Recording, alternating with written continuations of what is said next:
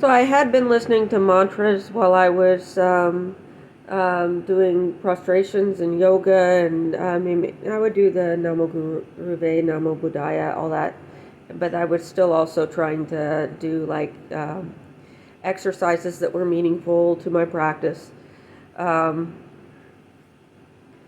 and I was listening to different mantras and things for a while, and it put me in an interesting state of mind, but it also put me on a wavelength that I'm not really sure that I really belong on, where I need to stay more on the layperson's wavelength, even though I'm a serious student. I had other things I needed to do with that time also.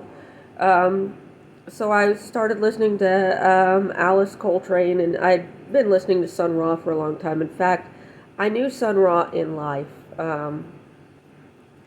We are related somehow, close enough that I've probably got one of his organs in me somewhere. There were a lot of different times that I was damaged so badly in some of the neglect that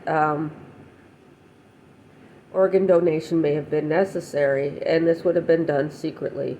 I had met him in some of these night travels and such, but he raised my grandmother before he was Sun Ra, before he was moved down south. He had a previous life before they grafted him into something else.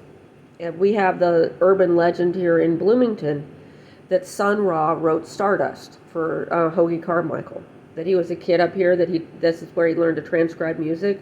This is where he learned to understand the scales on the piano, was here in Bloomington, and that Hoagie Carmichael had taught him originally, or had him taught.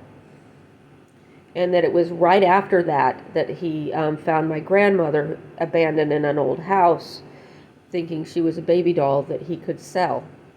And turns out that she was actually an abandoned baby.